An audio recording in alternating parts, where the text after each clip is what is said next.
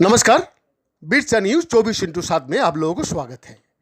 आज एक silent killer बीमारी के बारे में आप लोगों का साथ कुछ जानकारी देने का कोशिश में है।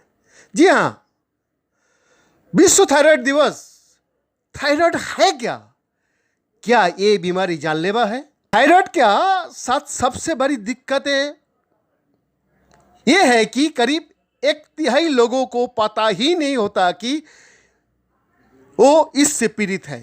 वैसे ये बीमारी महिलाओं में ज़्यादा पाई जाती है। गर्भावस्था और डिलीवरी के पहले 3 महीने के दौरान करीब 44% महिलाओं में थायराइड की समस्या पनप जाती है।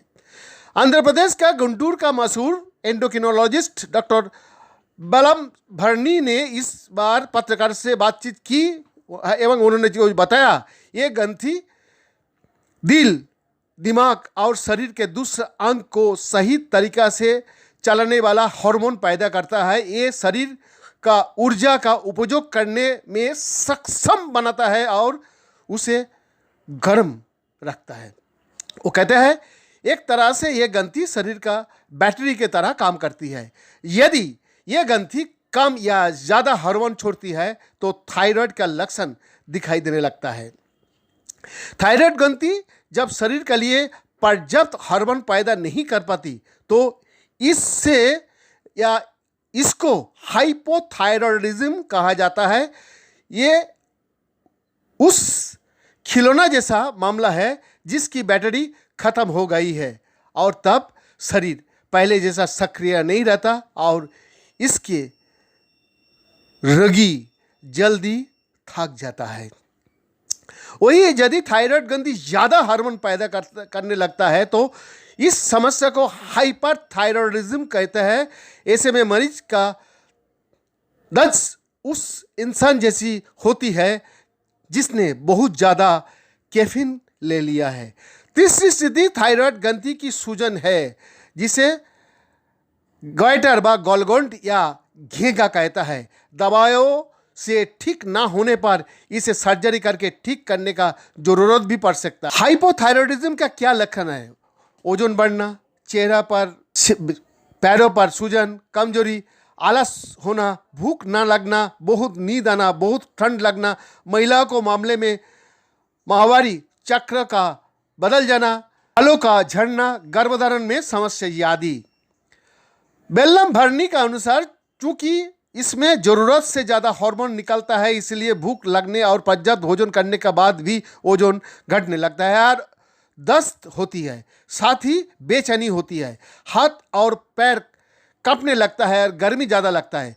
मूड स्विंग करने और नींद ना आने का समस्या भी होती है। धड़कने में उतार चढ़ाव होता है और नज़र कमज़ोर हो पड़ता है। थायराइड के समस्या पहचानने का कोई खास लक्षण नहीं है। स्पेनिश सोसाइटी ऑफ एंडोक्रिनोलॉजी का डॉक्टर फ्रांसिस्को जेवियर सेटमारिया ने थोड़ा पहले पत्रकारों से बताया था कि थायराइड वाकई एक बीमारी है। उदाहरण के लिए कई बार हाइपोथायरॉयडिज्म को गलती से गंभीर अवसाद की समस्या मान लिया जाता है। ये समस्या बहुत लोगों को होती है। कई लोग इसके इलाज में धीर कर देता है। थायराइड के 10% रोगी हाइपोथायरॉयडिज्म से पीड़ित है, लेकिन उनमें से आधे को अपनी समस्या मालूम ही नहीं होता। डॉक्टर सेडमारिया कहता है कि पुरुष और महिला में इसके लक्षण हालांकि समान होता है, लेकिन महिलाओं में इसका पता जल्दी चल जाता है। लगभग 80% महिलाएं थायराइड से पीड़ित होता है। वो कहता है आमतौर पर 80 से 90% थायराइड मरीज इलाज के बाद ठीक हो जाता है, लेकिन कई पूरी तरह ठीक नहीं होंगे। कुछ मामले तो बेहद जटिल होंगे। हाइपोथायरॉयडिज्म का ज़्यादातर मामले में ऑटो इम्यून सिस्टम जैसी कोई चीज़ बनी रहती है। इलाज के बाद भी ऑटो इम्यूनिटी दूसरे अंग पर असर डालती है।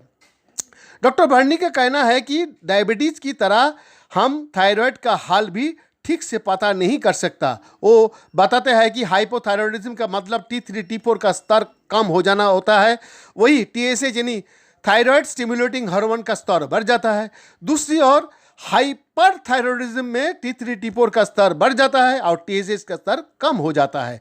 TSH क्या जहां तक बात है तो स्टार हेल्थ इंश्योरेंस कंपनी का मानक है कि 1 लीटर खून में थायराइड इकाई 0.5 से यानी कि 0.5 से 5 मिलीलीटर होनी चाहिए। TSH से ये पता चलता है कि थायराइड ग्रंथि ठीक से काम कर रही है या नहीं। हालांकि इसके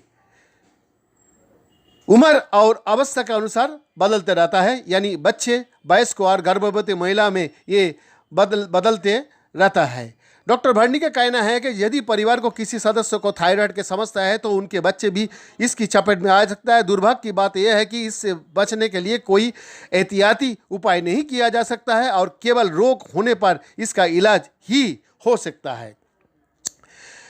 यदि हाइपोथायरॉयडिज्म की समस्या पर पहचान नहीं होती तो कई बार दिमाग में समस्याओं पैदा हो सकता है। वही हाइपरथायरॉयडिज्म के चलते धड़कन घटती है, जिससे दिल की बीमारियां पैदा हो सकता है। हाइपोथायरॉयडिज्म के मामले में सोडियम का स्तर गिरने से मरीज कोमा में भी जा सकता है।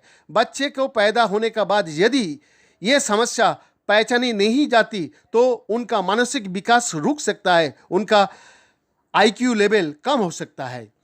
चूंकि इलाज से ये समस्या आसानी से ठीक नहीं हो सकता है तो इस बीमारी को नज़रअंदाज करना उचित नहीं है, अन्यथा बच्चे को भविष्य खतरे में पड़ सकता है। स्कूल जाने वाले बच्चे में ऐसा होने पर उनकी वृद्धि रुक भी सकती है। यदि थायराइड का समस्या का आप लोग हल नहीं करेंगे तो आने वाले काल में बहुत सारा जनमानस का, जान माल का ढेर सारा नुकसान पहुंच सकता है। वैद्यनाथ दास का रिपोर्ट, बिरसा न्यूज़ 24 इंटू 7।